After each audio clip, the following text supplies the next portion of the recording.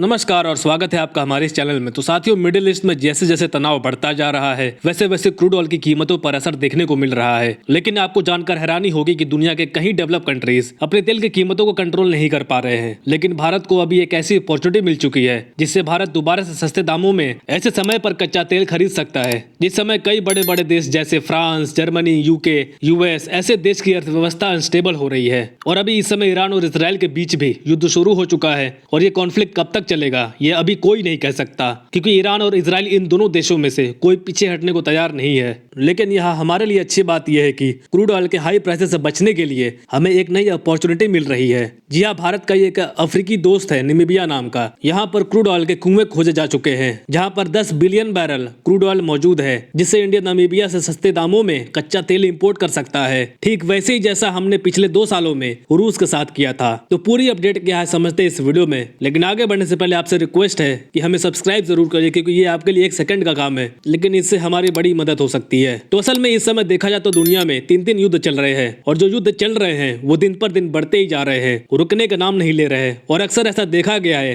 कि जब जब बहुत सारे देश युद्ध में उलझते हैं तो सबसे पहले उसका असर सिर्फ एक ही चीज पर पड़ता है और वो है क्रूड ऑयल की कीमतों पर। और अगर आपने नोटिस किया होगा कि लगभग पिछले 2-2.5 सालों से रूस और यूक्रेन के बीच युद्ध चलने के साथ साथ मिडिल ईस्ट में भी कॉन्फ्लिक्ट चल रहा है। लेकिन बीते इन सालों में भारत में महंगाई उतनी ज्यादा नहीं बढ़ी है जितनी तुर्की, जापान जैसे देशों में बढ़ी है। ऐसा इसलिए क्योंकि हमारा रूस के साथ अच्छा रिलेशन होने की वजह से यूक्रेन युद्ध के समय भारत को रूस ने बहुत चीप प्राइस में कच्चा तेल दिया था और भारत ने भी इस मौके का फायदा उठाया। रूस से बहुत सारे तेल खरीद कर स्टोर करता गया जिससे भारत को कच्चे तेल के लिए दूसरे देशों के सामने हाथ नहीं फैलाना पड़ा। लेकिन रूस पर अमेरिका के द्वारा सैंक्शंस भी लगाए गए थे जिससे कि दूसरे देश रसिया से सस्ते दामों पर कच्चा तेल नहीं खरीद पाए। इसी वजह से दूसरे देशों में महंगाई आसमान छू रही थी और इसके बाद सबकी इकोनॉमी नीचे की ओर डाउन होते जा रही थी। लेकिन ऐसे टाइम में आपने गौर किया होगा कि भारत की अर्थव्यवस्था की रफ्तार कम होने की बजाय और तेज हो गई थी।